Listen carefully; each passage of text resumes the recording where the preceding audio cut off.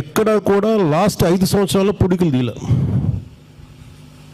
అసలు మీకు ముఖ్యంగా మీకు సంబంధించి అయితే అసలు కనీసం 1 ఇంచు మట్టి కూడా తీయలేదు, అట్లా వదిలేశారు. అట్లా అంటే డబ్బులు ఏం చేస్తారు, ఒకే పథకాలకు ఇచ్చుకోండి, ఇబ్బంది లేదు, కానీ పథకాలతో పాటు అభివృద్ధి, రోడ్లు ఇవన్నీ మర్చిపోయారు అందరూ. ఈ కూటమి ప్రభుత్వం వచ్చాకున్న బిగ్గెస్ట్ ఛాలెంజ్ మాకేంటంటే, పథకాలతో పాటు అభివృద్ధి పదాలు ఉండాలంటే దానికి ఒక ఆర్థికంగా ఫైనాన్షియల్ జగ్లరీ చేస్తాం. ముఖ్యమంత్రి గారి ఆయన అనుభవం మీద పథకాలకి డబ్బులు ఇవ్వాలి, రోడ్లు వేయాలి, అలాగే మీకు ఇప్పుడు కూర్చోబెట్టి సడన్గా గిఫాన్ వస్తే ఏదైనా మళ్ళీ కూర్చోబెట్టి రైతాంగానికి మళ్ళీ గిట్టుబాటు ధర ఇవ్వాలి.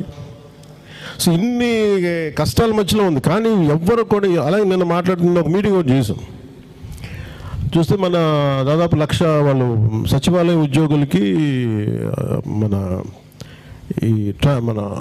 ప్రమోషన్స్ మీద మాట్లాడాం. ఎక్కడ కూడా వాళ్ళకి ఉద్యోగానికి సంబంధించిన ఏ సర్వీస్ రూల్స్ పాటించకుండా చేసేసారు. వాళ్ళు చేసిన తప్పులన్నీ మేము కరెక్ట్ చేస్తా ఉన్నాం. ఇప్పుడు మన శంకర్ గుప్తా ట్రైన్ లాగా వాళ్ళు పని పాట చేయకుండా వదిలేశారు. ఆ సమస్య, వారసత్వ సమస్య మనకు వచ్చింది.